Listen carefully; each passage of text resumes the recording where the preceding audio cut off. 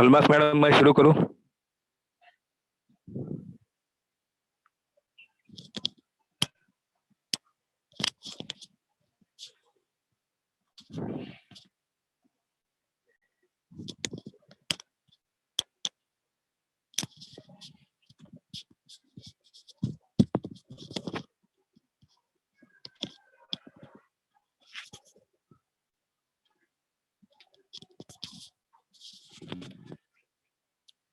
Madam, lecture start करूं क्या?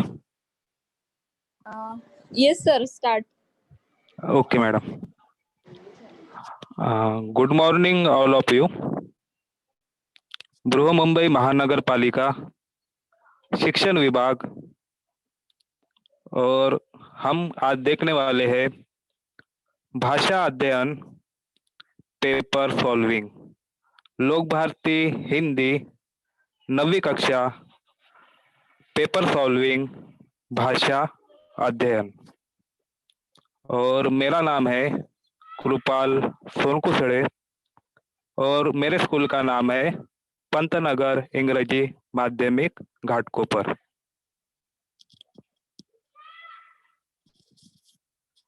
तो भाषा अध्ययन ये प्रश्न क्रमांक 4 विभाग 4 में अंक 14 अंक के लिए पूछा जाता है।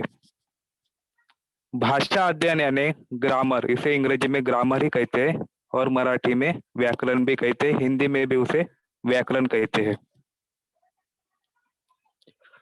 तो पेपर का पैटर्न अभी 80 अंक का हो गया, इसीलिए भाषा अध्ययन के लिए अंक 14 दिए गए हैं।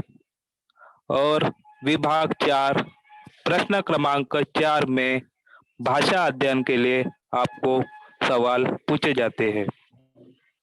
तो भाषा अध्ययन के लिए कौन कौन सी कृति व्याकरण में आते हैं और कितने अंक के लिए पूछे जाते हैं, इसके बारे में मैं संक्षिप्त आपको जानकारी देने वाला हूँ। और कुछ जो पेपर के सेंटेंस है उसके बारे में भी सॉल्यूशन आपको देने वाला हूँ। तो आगे चलते हैं, भाषा अध्ययन यानी क्या, व्याकरण यानी क्या, इसके बारे में थोड़ा सा विस्तृत जानकारी देखेंगे। तो व्याकरण इसलिए पेपर में रखा गया है कि हमें शब्द के बारे में, वाक्य के बारे में, विराम चिन्ह के बारे में कितना विस्तृत जानकारी है। हमने व्याकरण के बारे में हमें कितना जानकारी है, इसीलिए आपकी परीक्षा 9वीं में और विभाग 4 में भाषा अध्ययन व्याकरण में पूछा जाता है, आपको कितना ज्ञान है। तो भाषा अध्ययन में या व्याकरण में किस तरह से प्रश्न पूछे जाते हैं, जैसे आपको शिक्षकों ने आपको स्कूल में पढ़ाया होगा और आपको जो टॉपिक है भाषा अध्ययन का, इसके बारे में भी जानकारी दिया होगा। तो विभाग 4 भाषा अध्ययन व्याकरण कृति है, पहली कृति है, पहला प्रश्न जो आता है प्रश्न क्रमांक 4 1 में शब्द भेद। तो शब्द भेद के लिए पहला जो प्रश्न आता है व्याकरण में, शब्द भेद के लिए 1 अंक के लिए प्रश्न पूछा जाता है शब्द भेद के लिए। दूसरा कृति जो है अवयव, और 1 अंक के लिए व्याकरण में आपको प्रश्न पूछा जाता है। तीसरा जो है संधि, तीसरा जो प्रश्न है संधि, वो भी आपको 1 अंक के लिए व्याकरण में पूछा जाता है। चौथा जो है सहायक क्रिया पहचानो, ये भी व्याकरण का 1 अंक के लिए आपको प्रश्न पूछा जाता है। बाद में है प्रेरणार्थक क्रिया, 1 अंक के लिए आपको प्रश्न, व्याकरण का प्रश्न आपको प्रश्न पत्रिका में पूछा जाता है। मुहावरे 1 अंक के लिए आपको प्रश्न पत्रिका में व्याकरण विभाग में पूछा जाता है। आगे है कारक, कारक 1 अंक के लिए आपको प्रश्न पूछा जाता है। विराम चिन्ह 1 अंक के लिए प्रश्न पत्रिका में आपको पूछा जाता है। काल परिवर्तन, उसके लिए 2 अंक दिए गए हैं। वाक्य के भेद, इनके लिए 2 अंक दिए गए हैं। वाक्य शुद्ध करना, इनके लिए 2 अंक दिए गए। इस तरह से हमारा व्याकरण विभाग 14 अंक के लिए पूछा जाता है। 14 अंक का व्याकरण हमें 20 मिनट में लिखना या पूर्ण करना होता है। तो 80 मार्क का पेपर 3 घंटे का रहता है, तो 20 मिनट में आपको व्याकरण पूर्ण लिखना होता है, समझना होता है और उसके उत्तर भी लिखना होता है। तो सबसे पहले हम देखेंगे शब्द भेद। व्याकरण विभाग से एक-एक जो त्रुटि दिया है, उसका मैं संक्षिप्त विवरण करूंगा और पेपर में किस तरह से प्रश्न आते हैं और उसके जवाब किस तरह से आपको लिखना है, इसके बारे में भी आपको जानकारी दूंगा। शब्द भेद। शब्द यानी व्याकरण का पहला जो प्रश्न पूछा जाता है शब्द भेद में, और शब्द भेद के 3 प्रकार होते हैं: संज्ञा, सर्वनाम और विशेषण। तो सबसे पहले हम शब्द के भेद के बारे में तो आगे हम जानने वाले हैं, परंतु शब्द यानी क्या होता है इसका भी थोड़ा परिभाषा जानना हमें जरूरी होता है। शब्द का निर्माण स्वर और व्यंजन को मिला के जोड़कर शब्द का निर्माण हुआ है। कई कई शब्द में स्वर धन स्वर मिलाकर शब्द बनते हैं, कई जो शब्द बनते हैं स्वर व्यंजन मिला के शब्द बनते हैं, तो कोई शब्द बनते हैं विसर्ग, कुछ शब्द में विसर्ग आके शब्द बनते हैं। जब हम शब्द का उच्चार करते हैं तो कोई शब्द हमें स्वर, कोई शब्द हमें इजी बोलने में उच्चार करने में बहुत आसान जाता है, तो कोई शब्द जो रहते हैं हमें उच्चार करने में बहुत कठिनाई आती है, बोलने में बहुत उच्चार करने में हमें कठिनाई जाती है। तो शब्द का इस तरह से शब्द का निर्माण होता है, शब्द और स्वर और व्यंजन मिला के, और शब्द से शब्द मिलाकर वाक्य का निर्माण होता है। जैसे हम शब्द बोलते हैं और शब्द का पूरा लिखते हैं तो वाक्य तैयार होता है। तो व्याकरण में शब्द क्यों दिया गया है? हम पूर्वज हमारे जो पूर्वज थे, तब बोली भाषा ज्ञान नहीं था, बोली भाषा का ज्ञान नहीं था। तो पूर्वज हमारे क्या करते थे, कोई चिन्ह लगा के रखते थे या होठों की हाव भाव से कुछ बोलते थे, शब्द का ज्ञान न होने के कारण। तो अभी शब्द का ज्ञान हो गया है, इसके कारण हम एक व्यक्ति दूसरे व्यक्ति के साथ में संभाषण कर सकते हैं। संभाषण, हम अपनी बात दूसरे व्यक्ति को बोल सकते हैं, दूसरा व्यक्ति अपना जो है वो पहले व्यक्ति को बोल सकते हैं, इसलिए शब्द का निर्माण हुआ है, वाक्य का निर्माण हुआ है। कोई शब्द हम लिखित स्वरूप में भी लिख सकते हैं। व्यवहारिक ज्ञान इससे ही बड़ा हुआ है, यानी व्याकरण में शब्द बहुत ही महत्वपूर्ण है। शब्द के वजह से ही पूरा व्याकरण बना हुआ है। तो शब्द के भेद, जैसे शब्द में पहला आता है कर्ता, कर्म, क्रिया। ये जो व्याकरण का विभाग दिया है उसमें शब्द के प्रत्येक भेद की जानकारी दी गई है। जैसे हम अंग्रेजी में पढ़ते हैं सब्जेक्ट, ऑब्जेक्ट, वर्ब, उसी तरह से शब्द में भी कर्ता, कर्म, क्रियापद, सहायकारी क्रिया भी आती है। आगे आगे हम जैसे जैसे पढ़ेंगे वैसे वैसे आपको आगे के शब्द के बारे में हम जानकारी देंगे ही। तो सबसे पहले हम देखने वाले शब्द के भेद में, शब्द के भेद में पहला जो भेद है संज्ञा और उसके भेद। तो संज्ञा किसको कहते हैं? जिस शब्द से किसी व्यक्ति, वस्तु, स्थान, गुण, भाव, अवस्था आदि के नाम का बोध होता है, उसे संज्ञा कहते हैं। तो यहाँ पे कुछ शब्द दिए हैं। शब्द से व्यक्ति आने, आगे व्यक्ति का चित्र दिया है, व्यक्ति आने, जैसे व्यक्ति का नाम देखते हैं शिवाजी, व्यक्ति का नाम हम सचिन भी रख सकते हैं, जो हमें लगता है व्यक्ति का नाम हम लता भी रख सकते हैं। दूसरा दिया है वस्तु। वस्तु वस्तु का नाम यहाँ पे वस्तु दिखाई दे रही है, हम उसे टेबल, कुर्सी। उसके बाद में प्राणी, प्राणी घोड़ा। भाव, भाव यानी हमें प्रशंसा, घृणा। स्थान यानी दिल्ली। इस नाम का क्या होता है, हमें बोध होता है, उसे हम क्या कहते हैं, संज्ञा कहते हैं। तो संज्ञा के बारे में आपको समझ में आ गई कि जिस शब्द से किसी व्यक्ति, वस्तु, प्राणी, भाव, स्थान, अवस्था आदि के नाम का बोध होता है, उसे संज्ञा कहते हैं।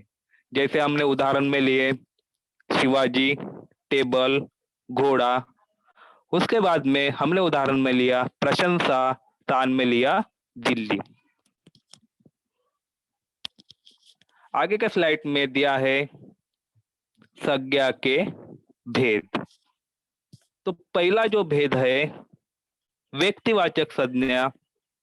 परिभाषा दी है, जो शब्द किसी विशेष एवं निश्चित व्यक्ति, वस्तु व स्थान की जानकारी देते हैं, उन्हें व्यक्तिवाचक संज्ञा कहते हैं। जैसे व्यक्तिवाचक संज्ञा में कुछ उदाहरण है, भारती, महाभारत, ताजमहल आदि उदाहरण है।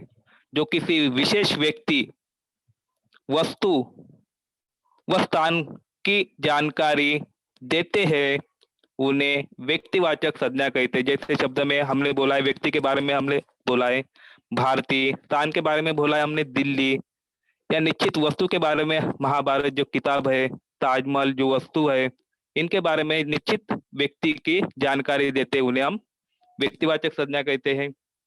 दूसरा जो दिया है जातिवाचक संज्ञा। तो जातिवाचक संज्ञा किसे कहते हैं, किसी भी प्राणी, जंतु एवं समूह की जानकारी देने वाले संज्ञा शब्दों को जातिवाचक संज्ञा कहते हैं।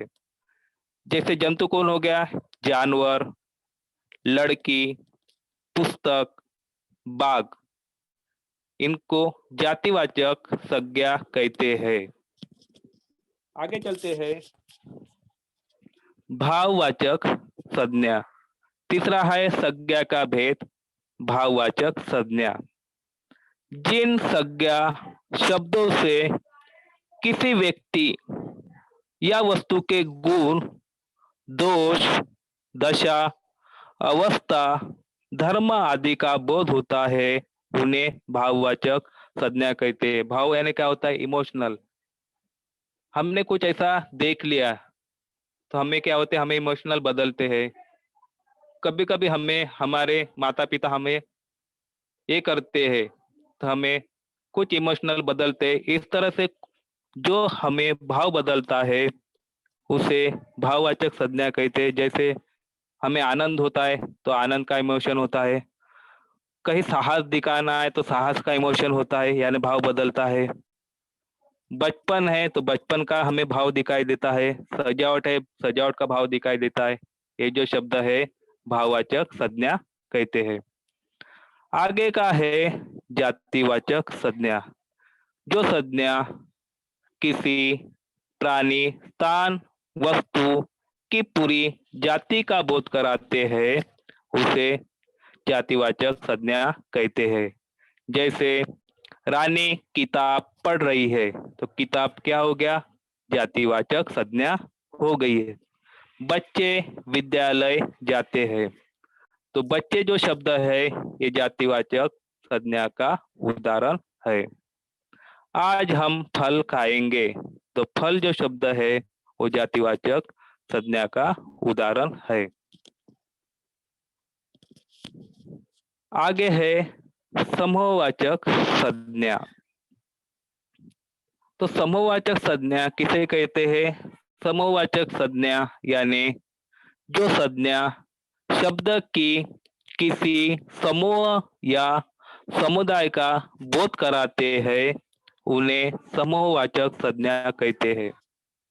समूह कैसा रहता है? एक से ज्यादा वस्तु, एक से ज्यादा लोग, एक से ज्यादा प्राणी, यानी एक से ज्यादा जो समूह रहता है उसे हम समूहवाचक संज्ञा कहते हैं। जैसे कुछ उदाहरण है, पर्वतों की श्रृंखला,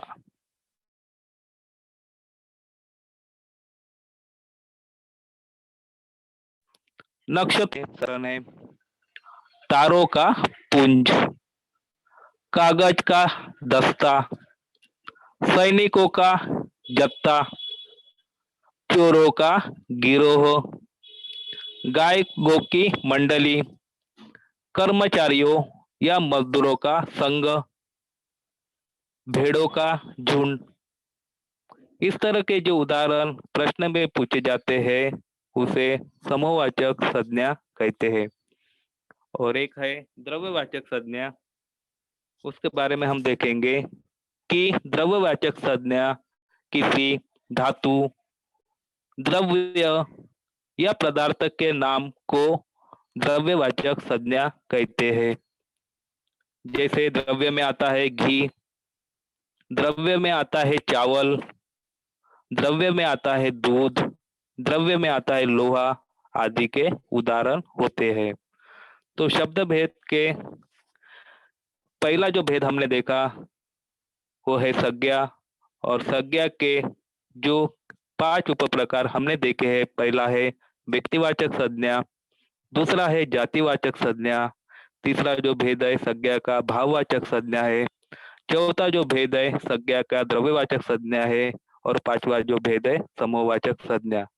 तो एक अंक के लिए संज्ञा, सर्वनाम, विशेषण, इसमें से कोई ही टॉपिक पे आपको एक अंक के लिए प्रश्न पूछा जाता है और शब्द पहचान कर उसके भेद आपको लिखना होता है। तो आगे चलते हैं, दूसरा जो भेद है शब्द भेद में, दूसरा जो भेद दिया है सर्वनाम।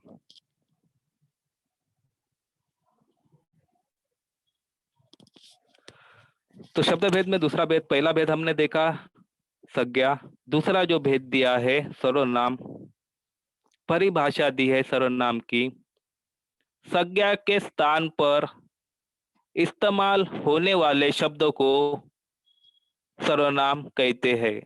जैसे संज्ञा के स्थान पर हमने वस्तु देखा, उसके बाद में जाति में कुछ हमने ये देखा है, जाति में हमने जानवर देखा, लड़की देखा, भाववाचक में आनंद देखा, साहस देखा, बचपन देखा, द्रव्यवाचक में घी चावल, समूहवाचक में कक्षा सेना। इन शब्दों के स्थान पर, इन शब्दों के स्थान पर, संज्ञा के स्थान पर होने वाले शब्दों को, जो शब्द दूसरे शब्द होने वाले शब्दों को हम क्या कहते हैं? सर्वनाम कहते हैं। सरल शब्दों में सर्व नामों संज्ञाओं के बदले शब्द आते हैं, उन्हें सर्वनाम कहते हैं। संज्ञा के बदले जो शब्द आते हैं उन्हें सर्वनाम कहते हैं। जैसे संज्ञा के बदले कौन कौन से शब्द आते हैं? मैं, तू, वह, आप, कोई, यह, ये, वे, हम, तुम, कुछ। ये जो शब्द आते हैं संज्ञा के बदले, उन शब्दों को हम सर्वनाम कहते हैं। तो ये शब्द आपको ध्यान में रखना जरूरी होता है। जैसे कुछ मैं उदाहरण आपको समझा के बता रहा हूँ। सीता कल गांव जा रही है। सीता ने अपना सारा सामान बांध लिया है। सीता अपनी बड़ी बहन के साथ जाएंगी। सीता ने गांव के बारे में बहुत कुछ सुना है। सीता का बहुत मन था गांव में जाने का। तो संज्ञा में पहला शब्द देखो, सीता नाम लिया है और हर शब्द में सीता सीता लिखा हुआ है। तो जब हम कुछ वाक्य लिखते हैं तो सीता सीता लिखेंगे तो वाक्य पढ़ने में भी हमें अच्छा नहीं लिखता है। और सीता सीता सीता, इस सीता के शब्द के लिए कुछ सर्वनाम के शब्द दिए हैं, तो वो शब्द जोड़ने के बाद में इस तरह से उसका उत्तर होगा। सीता कल गांव जा रही है। तो सीता के बदले सर्वनाम का शब्द लगाया गया है। उसने अपना सारा सामान बांध लिया है। सीता के बदले जो सर्वनाम का शब्द लिखा है, उसने अपना सारा सामान बांध लिया है। बाद में तीसरे शब्द में सर्वनाम का शब्द दिया गया है। वो अपनी बड़ी बहन के साथ जाएंगी। चौथे वाक्य के लिए जो सर्वनाम का शब्द दिया है, उसने वहां के बारे में बहुत कुछ सुना है। और आगे वाक्य के लिए जो शब्द दिया है, उसका बहुत मन था वहां जाने का। तो सीता सीता ये नाम के शब्द न लगाते हुए सर्वनाम के जो शब्द लगाए हैं, उनको सर्वनाम कहते हैं। जो सर्वनाम में आने वाले शब्द कौन कौन से हैं? मैं, तू, वह, आप, कोई, यह, ये, वे, हम, तुम, कुछ। तो सर्वनाम की आवश्यकता क्यों है?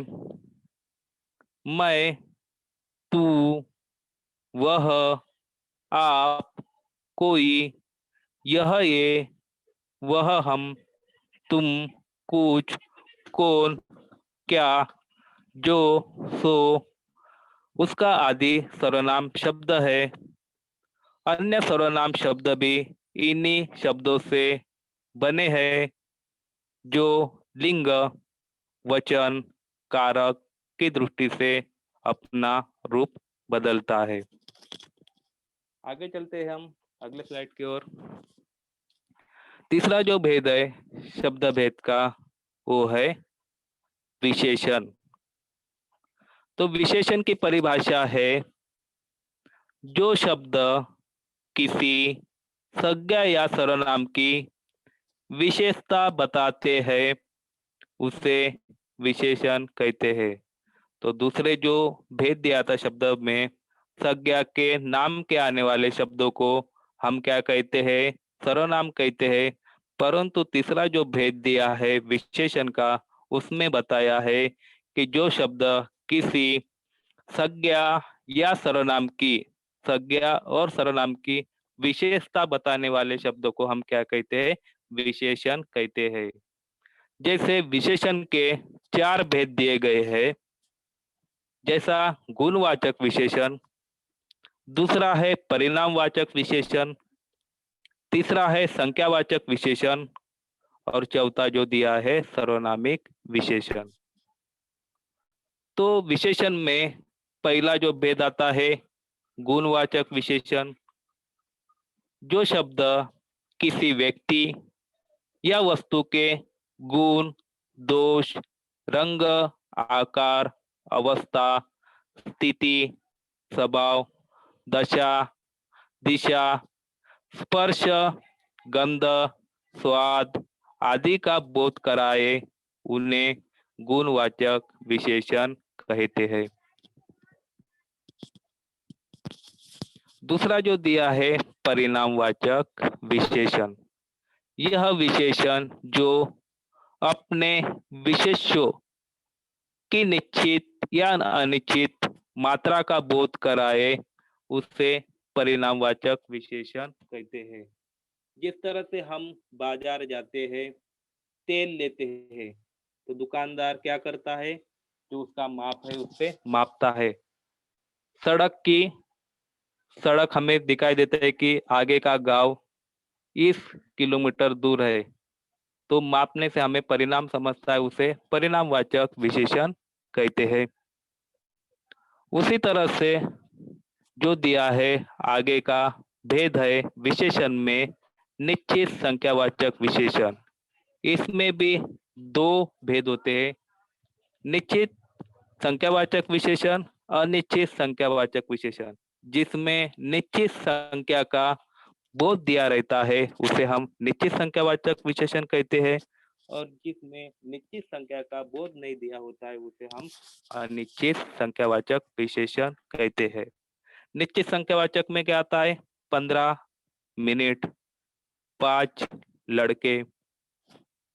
अनिश्चित संख्यावाचक विशेषण में क्या आता है? उसमें निश्चित संख्या का बोध नहीं किया होता है। जैसे सभी बच्चे, इसमें निश्चित संख्या का बोध नहीं होता है। सैकड़ों, सैकड़ों भी ये शब्द है अनिश्चित संख्यावाचक विशेषण। इसमें निश्चित संख्या का बोध नहीं होता है, उसे अनिश्चित संख्यावाचक विशेषण कहते हैं। आगे दिया है सर्वनामिक विशेषण। तो सर्वनामिक विशेषण में आता है वह सर्वनाम शब्द जो संज्ञा शब्द से पहले आकर उसकी विशेषता बताते हैं, उसे सर्वनामिक विशेषण कहते हैं। वह सर्वनाम शब्द कब आते हैं? संज्ञा शब्द से पहले आकर उसकी विशेषता बताते हैं, उसे हम सर्वनामिक विशेषण कहते हैं। जैसे कुछ उदाहरण है, यही घर मेरा है, मेरा कोट लाओ। ये जो शब्द आते हैं यही, मेरा, जो संज्ञा के पहले आते हैं उन्हें सर्वनामिक विशेषण कहते हैं। आगे की स्लाइड देखेंगे हम। तो इस तरह से हमने शब्द के भेद देखे हैं और शब्द के भेद में व्याकरण में 1 अंक के लिए प्रश्न पूछा जाता है। तो आपको ध्यान में रखना है शब्द के कितने भेद है। शब्द के 3 भेद है। पहला है संज्ञा, दूसरा है सर्वनाम और तीसरा है विशेषण। तो प्रश्न इस तरह से व्याकरण के प्रश्न विभाग 4 प्रश्न क्रमांक 1 और 1 अंक के लिए शब्द भेद का प्रश्न पूछा जाता है। हमें किस तरह से पहचानना है शब्द भेद और लिखना है। यहाँ पे कुछ एक दिए हैं, उदाहरण दिए हैं शब्द भेद के। इस तरह से आपको प्रश्न क्रमांक 4 1 के लिए प्रश्न पूछा जाता है।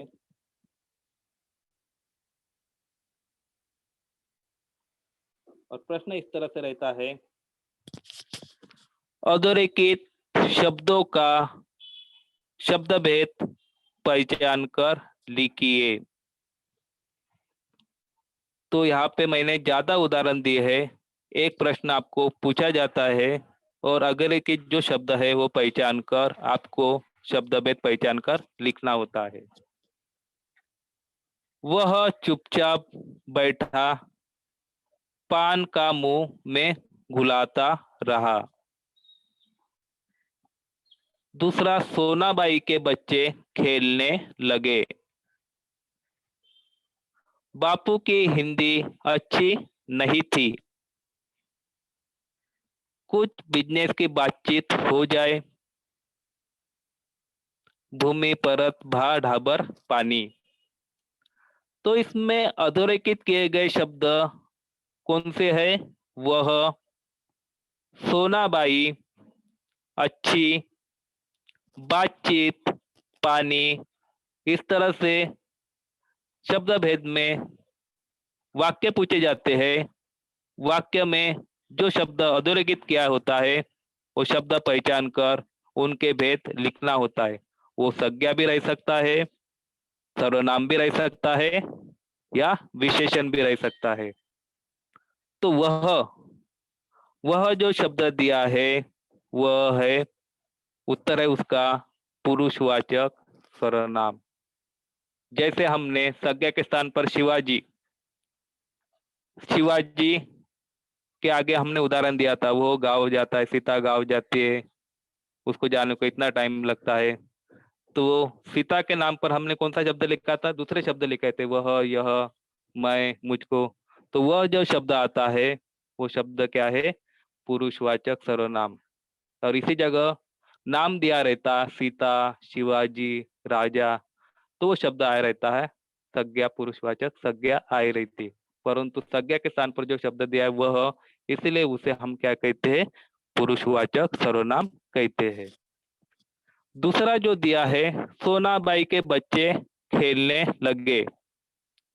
तो यहाँ पे सोनाबाई ये नाम दिया है, तो इसलिए हमें कंफर्म मालूम होता है कि ये नाम पुरुषवाचक है, इसलिए उसे हम क्या कहते हैं? पुरुषवाचक या व्यक्तिवाचक संज्ञा कहते हैं। व्यक्तिवाचक संज्ञा कहते हैं जिसे क्या दिया है? विशेष नाम दिया है। जो नाम दिया है सोना भाई, अधोरेखित नाम दिया है सोना भाई, इसलिए हम क्या कह सकते हैं, ये जो वाक्य है, ये जो शब्द है व्यक्तिवाचक संज्ञा का शब्द है। बाद में दिया है बापू की हिंदी अच्छी नहीं थी। तो इसमें क्या है, अच्छी बुरी, इसमें गुण का भेद होता है, इसलिए हमें समझ में आ जाता है कि ये जो शब्द दिया है गुणवाचक विशेषण का शब्द है। वाक्य में इस तरह से वाक्य आएंगे और अच्छे आएंगे तो क्या हम लिखेंगे, गुणवाचक विशेषण। कुछ बिजनेस की बातचीत हो जाए, बातचीत जहाँ पे हमारे क्या हो जाते हैं, किसी ने हमें प्रश्न पूछने पर हमें क्या हो जाते हैं, हम इमोशनल हो जाते हैं, हमें क्या आ जाता है, भाव आ जाता है। तो बातचीत जो शब्द है वो क्या है, भाववाचक संज्ञा है। पांचवा जो उदाहरण दिया है, भूमित परत भा डाबर पानी। पानी, पानी ये शब्द है द्रव्यवाचक संज्ञा है, जिसे हमने लिया है द्रव्यवाचक संज्ञा। संज्ञा जो संज्ञा है जिसमें हमें द्रव्य का बोध होता है उसे द्रव्यवाचक संज्ञा कहते हैं। तो पानी जो है शब्द वो द्रव्यवाचक संज्ञा है। तो इस तरह से हमें क्या दिया रहता है, वाक्य दिया रहता है। वाक्य के कुछ शब्द अधोरेखित किए रहते हैं और शब्द पहचान कर हमें शब्द के भेद लिखने होते हैं। और प्रश्न एक अंक में पूछा जाता है कि अधोरेखित वाक्य के शब्द भेद पहचान कर लिखो। तो शब्द भेद हमें मालूम ही है कि शब्द के 3 भेद है, संज्ञा, सर्वनाम और विशेषण। और उनके उप प्रकार उपभेद भी हमें याद रखना चाहिए और कुछ उदाहरण भी हमें याद रखना चाहिए। जैसे ही अधोरेखित शब्द हम पहचानेंगे तो हम उसके भेद भी लिख पाएंगे। तो आगे चलते हैं। दूसरा जब प्रश्न है, याद आते हैं वो बचपन के दिन, हसीन दिन, भंवरे फूलों पर मंडराते हैं। दूसरा जो वाक्य है, राजा दशरथ युद्ध दंपति के सामने बैठ गया, वृद्ध दंपति के सामने बैठ गया। विषमता दूर करने के लिए प्रभावशाली उपाय करना चाहिए, वे कीमती शाल दुशाते ओढ़ते हैं। ये वाक्य है और इसमें जो शब्द दिया है उसमें अधोरेखित किया है। तो अधोरेखित करने वाले शब्द है हसीन, भंवरे, दशरथ, प्रभावशाली, वे। तो हसीन है जो शब्द वो गुणवाचक विशेषण है। भंवरे जो है वो जातिवाचक संज्ञा है। दशरथ जो है व्यक्ति का नाम दिया गया है, वो व्यक्तिवाचक संज्ञा है। प्रभावशाली गुणवाचक विशेषण है, वे पुरुषवाचक सर्वनाम है। इस तरह से जो शब्द है हमें पहचानना है, संज्ञा होंगी तो संज्ञा लिखना है, या के शब्द होंगे तो सर्वनाम के शब्द लिखने हैं, या विशेषण के शब्द होंगे तो विशेषण के शब्द हमें लिखना है। तो इस तरह से प्रश्न एक अंक के लिए प्रश्न आपको व्याकरण विभाग में पूछा जाता है और उसी तरह से हमें क्या करना है, उसका उत्तर लिखना होता है। आगे का जो है दूसरा जो व्याकरण भाषा अध्ययन में दूसरा जो प्रश्न पूछा जाता है प्रश्न क्रमांक 4.2 में, वो है अवयव। अवयव भी आपको दूसरा जो प्रश्न आता है अवयव, एक अंक के लिए पूछा जाता है।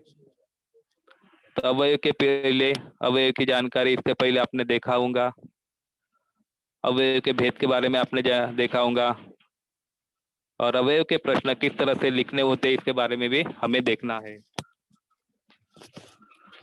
तो अवयव की परिभाषा दिया है, जिन शब्दों पर लिंग, वचन और काल का प्रभाव नहीं पड़ता, उनमें किसी भी प्रकार का परिवर्तन नहीं होता, उन्हें अवयव कहते हैं। जिस शब्द से कोई भी परिवर्तन नहीं होता है, काल का परिवर्तन, वचन का परिवर्तन, गुण का परिवर्तन नहीं होता है, उसे अवयव कहते हैं। लड़का आज नहीं आया, लड़के आज नहीं आए, लड़के आज नहीं आए। इसमें सिर्फ क्या हो रहा है, एक वचन अनेक वचन यही बदल रहे हैं। बाद में लिंग में इसमें कोई परिवर्तन नहीं हो रहा है। इसे हम क्या कहते हैं, अवयव कहते हैं। तो अवयव के 4 भेद दिए गए हैं और ये प्रश्न अवयव के बारे में प्रश्न क्रमांक 4 एक दूसरा प्रश्न जो पूछा जाता है 1 अंक के लिए, तो ये हमें समझना होता है, उसी तरह से प्रश्न के उत्तर लिखना होता है। तो पहला अवयव के 4 भेद प्रकार होते हैं, ये भी हमें जानकारी होना चाहिए। पहला जो भेद दिया है क्रिया विशेषण अवयव, दूसरा जो भेद दिया है समुच्चय बोधक अवयव, तीसरा जो भेद दिया है संबंध बोधक अवयव और चौथा जो भेद दिया है विस्मयादि बोधक अवयव। जब हम व्याकरण का प्रश्न देखते हैं और अवयव के बारे में हमें प्रश्न पूछते हैं, अवयव पहचानो, तब अवयव के 4 भेद हमें मालूम होना चाहिए, जैसे मैंने आपको बताया। तो अवयव के बारे में थोड़ा सा हम जानकारी देखेंगे और उदाहरण भी देखेंगे। पहला जो दिया है क्रिया विशेषण अवयव, क्रिया कब, कहा, कैसे और उसके परिणाम बताने वाले शब्द क्रिया विशेषण अवयव कहते हैं। जिस जो उदाहरण दिया है, उदाहरण में वह जो शब्द है वो है कर्म, वह जो शब्द है वो है कर्म। धीरे धीरे क्रिया है, तो क्रिया कहा, कैसे और उसके परिणाम बताने वाले शब्दों को क्रिया विशेषण कहते हैं। तो धीरे धीरे ये जो शब्द आता है वो क्रिया विशेषण अवयव का शब्द है। उदाहरण है सीता छत पर बैठी है। छत पर ये जो शब्द है क्रिया विशेषण अवयव शब्द होते हैं। जैसे क्रिया विशेषण अवयव पहचानना बहुत ही आसान है। जब हम किसी को प्रश्न पूछते हैं, वो व्यक्ति हमें क्या देता है, उत्तर देता है। जो उत्तर आते हैं उसे हम क्या कहते हैं, क्रिया विशेषण अवयव कहते हैं। जैसे प्रश्न पूछा, वो कैसे चलता है, वह सचिन कैसे चलता है, तो हम क्या उत्तर देंगे, वह धीरे धीरे चलता है। प्रश्न करने के बाद में उत्तर आता है उसे हम क्या कहते हैं, क्रिया विशेषण अवयव कहते हैं। जैसे दूसरा प्रश्न हम पूछा, सीता कहाँ बैठी है, उसका उत्तर आता है सीता छत पर बैठी है। तो प्रश्न पूछने के बाद में उत्तर आता है उसे हम क्रिया विशेषण अवयव कहते हैं। तो धीरे धीरे छत पर ये जो शब्द है वो क्रिया विशेषण अवयव के उदाहरण है। दूसरा है अवयव का भेद, वो है समुच्चय बोधक अवयव। समुच्चय यानी क्या होता है, जोड़ना होता है। एक शब्द से दूसरे शब्द को, एक वाक्य से दूसरे वाक्य को, एक शब्द समूह से दूसरे शब्द समूह को जोड़ने वाले शब्दों को हम क्या कहते हैं, समुच्चय बोधक अवयव कहते हैं।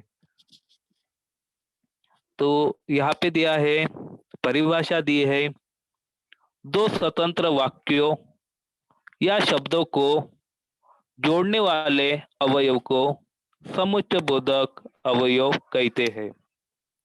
उदाहरण में है सीता और गीता खेलने लगी। यहाँ पे दो संज्ञा के नाम दिए हैं, सीता और गीता, और उसमें और शब्द जोड़ा है, तो इन्हें क्या कहते हैं हम? समुच्चय बोधक अवयव कहते हैं। शब्द से शब्द जोड़ने वाले, नाम से नाम जोड़ने वाले शब्दों को हम क्या कहते हैं? समुच्चय बोधक अवयव कहते हैं। दूसरा जो उदाहरण दिया है, तुम मेरी मदद कर सके तो बड़ा उपकार होगा। यहाँ से एक वाक्य को दूसरे वाक्य से तो ने जोड़ा है, इसलिए उसे हम क्या कहेंगे? समुच्चय बोधक अवयव कहते हैं। एक शब्द समूह से दूसरे शब्द समूह से, एक वाक्य को दूसरे वाक्य से, एक नाम से दूसरे नाम से जोड़े जाने वाले शब्दों को हम समुच्चय बोधक अवयव कहते हैं। जहाँ यहाँ पे आए हैं उदाहरण, और तो ये उदाहरण आते हैं, ये जो उदाहरण होते हैं वो समुच्चय बोधक अवयव के उदाहरण होते हैं।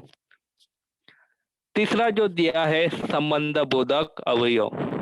जो अवयव संज्ञा या सर्वनाम के साथ आकर उनका संबंध वाक्यों के दूसरे शब्द से जोड़ते हैं, उन्हें संबंध बोधक अवयव कहते हैं। जैसे उदाहरण दिया है, मैं मित्रों के साथ घूमने गया। के साथ एक कारक शब्द है, कारक क्रिया है। उसके बाद में सोहम घर के बाहर खड़ा था। के साथ, के बाहर, ये जो शब्द आते हैं वाक्य में, और आपको प्रश्न पूछा रहता है अवयव के बारे में, के साथ, के बाहर, ने, ये कारक के शब्द है। ये जो शब्द आते तो आपको पहचानने में बहुत आसान होगा। तो ये शब्द आते हैं संबंध बोधक अवयव के क्या रहते हैं? उदाहरण रहते हैं। चौथा जो भेद है अवयव का, वो है विस्मयादि बोधक अवयव।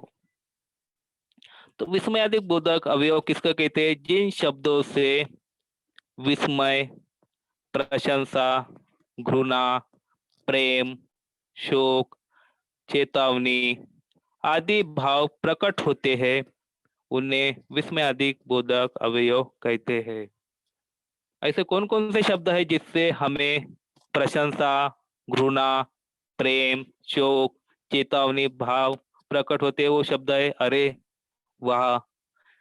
तो ऐसे शब्द आते तो हमें अरे और इसमें अधिक बोधक चिन्ह आता, अरे यह पत्थर तुम्हें कहाँ से मिला?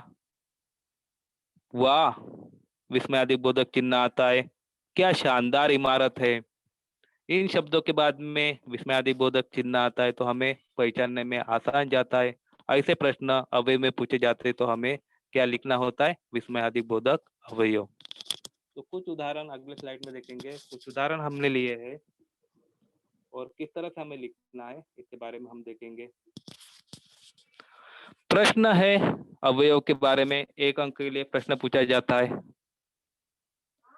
प्रश्न क्रमांक 4, 1, 2 में इस तरह से प्रश्न पूछे जाते हैं, निम्नलिखित अवयव का अपने वाक्यों में प्रयोग कीजिए। कोई शब्द दिए रहते हैं, वाक्य का अपने वाक्यों में प्रयोग करना होता है। जैसे इस तरह से शब्द दिया है, बहुत, सामने, किंतु और अरे, काश। तो पहला शब्द हम लेते हैं और उसका वाक्य में हमें प्रयोग करना है। पहले शब्द का उत्तर इस तरह से होगा,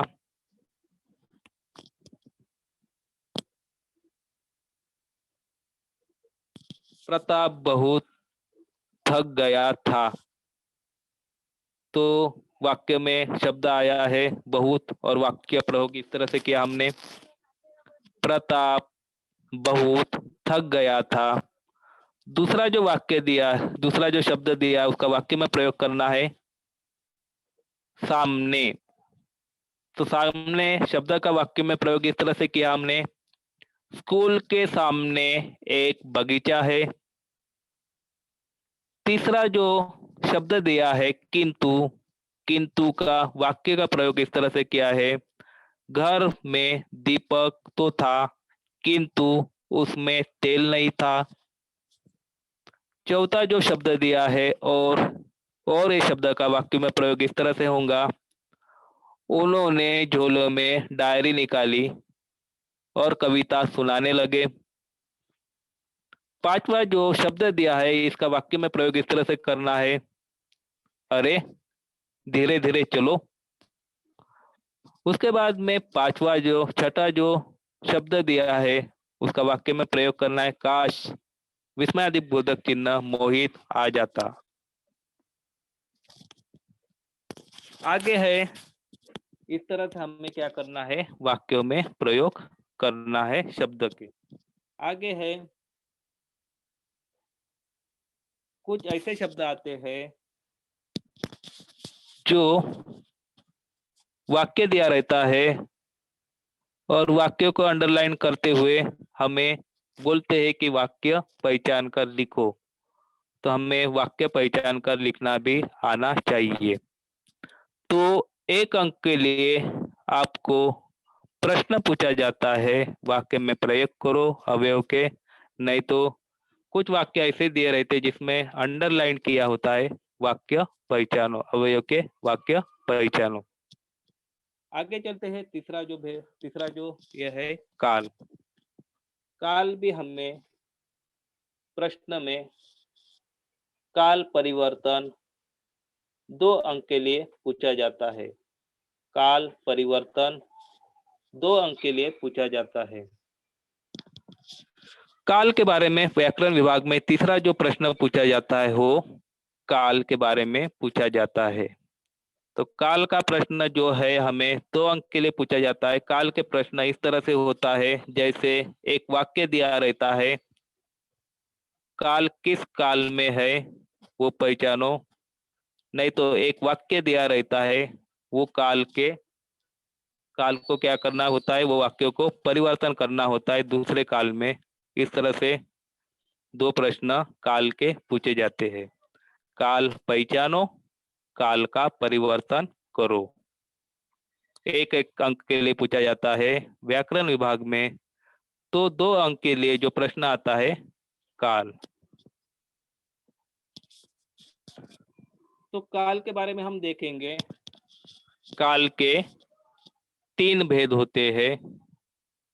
जैसा पहला भेद जो होता है भूतकाल, दूसरा भेद जो होता है वर्तमान काल, और तीसरा जो भेद होता है भविष्य काल। कुछ यहाँ पे मैंने स्लाइड दिखाया है, उससे हमें काल के बारे में समझ में आ ही जाएगा। पहला जो चित्र दिया है, ठंडी हवा चल रही है, ये जो उदाहरण है वर्तमान काल के उदाहरण है, रही है। उसके बाद में मैं टीवी देख रहा हूँ, ये भी उदाहरण है, वर्तमान काल के उदाहरण है। तीसरा जो चित्र दिया है, बच्चे खेल रहे हैं, तो तीनों काल में जो क्रिया आ रही है वो क्रिया कैसी है, वर्तमान काल में चल रही है, उसे हम वर्तमान काल कहते हैं। चल रहे समय में काम का होना,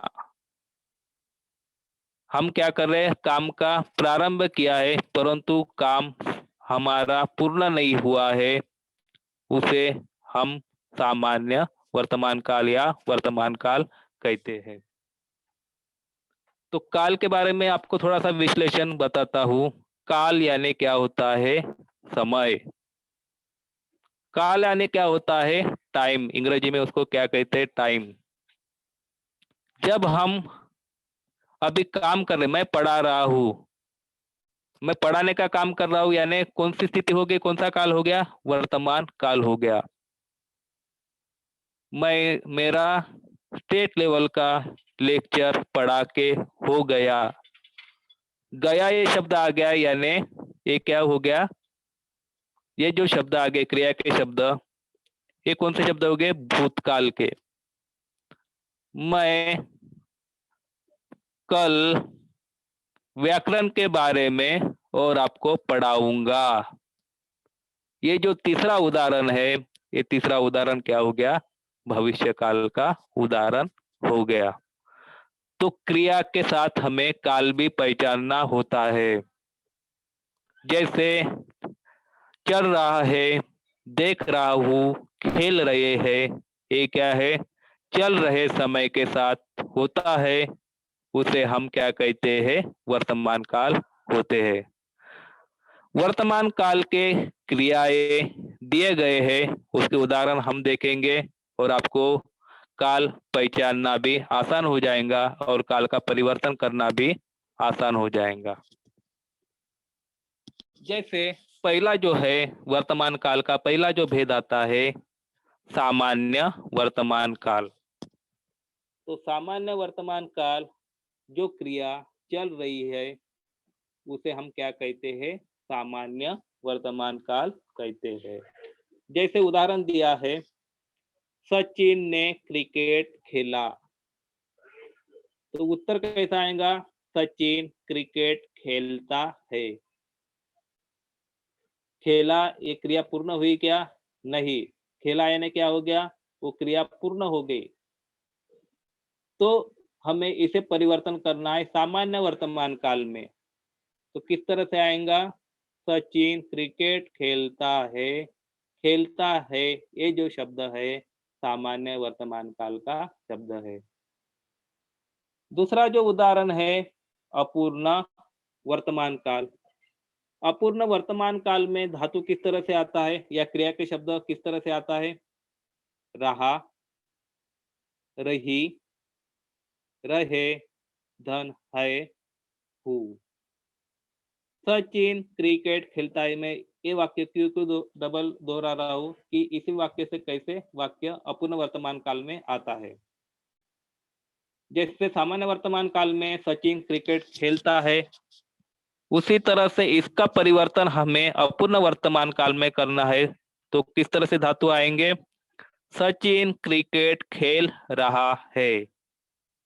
रहा है ये जो शब्द आते हैं उन्हें हम अपूर्ण वर्तमान काल कहते हैं। तो खेलता है ये जो आने वाले क्रिया के शब्द उन्हें हम सामान्य वर्तमान काल कहते हैं। खेल रहा है ये जो आने वाले शब्द क्रिया के शब्द रहते हैं उन्हें हम क्या कहते हैं? अपूर्ण वर्तमान काल कहते हैं। तीसरा जो शब्द है पूर्ण वर्तमान काल का, उसमें क्रिया में आने वाले जो शब्द है आ, ई, ए, या है, या हूँ। तो तीसरे इसमें सचिन क्रिकेट खेलता है। तो पूर्ण वर्तमान काल में ये वाक्य इस तरह से होगा, सचिन ने क्रिकेट खेला है। तो पूर्ण वर्तमान काल में जो क्रिया आती है खेला है, तो खेला ये शब्द क्या होता है? क्रिया का शब्द खेला है आता है, तो ये शब्द कौन सा हो गया? पूर्ण वर्तमान काल का हो गया। तो सामान्य वर्तमान काल में कौन से शब्द आते हैं? ता, ती, ते, है, हूँ। तो क्रिया में कौन से शब्द आते हैं? सचिन क्रिकेट खेलता है। ता है, ता है आया तो हमें समझ में आना चाहिए कि ये सामान्य वर्तमान काल का उदाहरण है। या हमें उस शब्दों को परिवर्तन करना है तो क्रिया के शब्द में ता है ये शब्द आना चाहिए। दूसरे शब्द में हमने देखा है रहा, रही, रहे, धन, है, हूँ। तो अपूर्ण वर्तमान काल देखो, सचिन क्रिकेट खेल रहा है, रही है, रहे है, रहा हूँ, रही है, रहे हूँ। ये जो शब्द क्रिया के अंत शब्द में आता है तो उन्हें हम अपूर्ण वर्तमान काल कहते हैं। उसी तरह से वर्तमान काल में आ, ई, ए, या, धन, है, धन, हूँ। तो क्रिया के अंतिम शब्द में देखो खेला है, खेले है, खेले हूँ, ये जो शब्द आते हैं उन्हें पूर्ण वर्तमान काल कहते हैं। आगे चलते हैं। दूसरा जो काल का भेद है उन्हें अपूर्ण भूतकाल कहते हैं। काल का भेद है उन्हें क्या कहते हैं? भूतकाल कहते हैं। भूतकाल के भी तीन भेद आते हैं, जैसा सामान्य भूतकाल, दूसरा जो है अपूर्ण भूतकाल और तीसरा जो है पूर्ण भूतकाल। तो काल के भेद में पहला जो भेद है सामान्य भूतकाल, हम कुछ उदाहरण देखेंगे और किस तरह से सहायक क्रिया का अंतिम शब्द आता है वो देखेंगे। तो सामान्य भूतकाल में सहायक क्रिया में आ, ई, ए या ये शब्द क्या होते हैं? जोड़े जाते हैं। सचिन क्रिकेट खेलता है, ये वाक्य मैं इसीलिए ले रहा हूं कि वही वाक्य आपको अपूर्ण भूतकाल में किस तरह से करना होता है। सचिन ने क्रिकेट खेला, तो इसमें क्या हो गया? क्रिकेट खेलता है, तो सामान्य भूतकाल में क्या हो गया? वही वाक्य परिवर्तन हो गया है। तो यहाँ पे सचिन, बाद में ने, क्रिकेट खेला, यानी उसकी जो क्रिया है क्रिकेट खेलने की पूर्ण हो गई है, इसीलिए उसे हम क्या कहते हैं? सामान्य भूतकाल कहते हैं। वर्तमान काल में क्रिया पूर्ण हो गई और वो क्रिया कहाँ पे चल रही है? भूतकाल में चल रही है, उसे हम क्या कहते हैं? सामान्य भूतकाल कहते हैं। तो अंतिम जो शब्द आता है क्रिया का वो क्या है? खेला। दूसरा जो है अपूर्ण भूतकाल। अपूर्ण भूतकाल की परिभाषा यह है कि क्रिया भूतकाल में ही चल रही है परंतु क्रिया क्या है? अपूर्ण है, उसे हम अपूर्ण भूतकाल कहते हैं। जैसे शब्द रहा, रही, रहे, था, थी, थे, ये जो शब्द क्रिया के शब्द आते हैं उसे हम अपूर्ण भूतकाल कहते हैं। उदाहरण में सचिन क्रिकेट खेलता है, उसका जो अपूर्ण भूतकाल इस तरह से आएगा, सचिन क्रिकेट खेल रहा था। यानी इसमें हमें यह क्रिया जानकारी मिलती है कि सचिन की क्रिकेट खेलने की क्रिया पूर्ण नहीं हुई, अपूर्ण है, इसीलिए जो क्रिया का शब्द आता है रहा था। और सामान्य भूतकाल में खेला ये शब्द आता है। अंतिम जो काल का तीसरा जो भेद है, भूतकाल का तीसरा भेद है पूर्ण भूतकाल। पूर्ण भूतकाल में शब्द में आ, ई, ए या था, थी, थे, ये शब्द क्या होते हैं? जोड़े जाते हैं। कृपा सर। हाँ बोला madam. Sir you can wind up your lecture. Your okay lecture time is over now. Okay madam, thank you. तो एक मिनट, मला मुलांना थोड़ा एक शब्द बोलायचा है। हो चालेल चालेल। हाँ तो बच्चों, क्योंकि हमारा 8 अंक का व्याकरण पूरा पढ़ा के नहीं हुआ है और भी कल मेरा सेशन है, तो कल के सेशन में पूरा 8 अंक का व्याकरण आपको समझाऊंगा और किस तरह से आपको प्रश्न के उत्तर लिखना होता है ये जानकारी बताऊंगा। तो थैंक यू मैडम, मैं सेशन अभी लीव करता हूँ। Okay sir, thank you so much.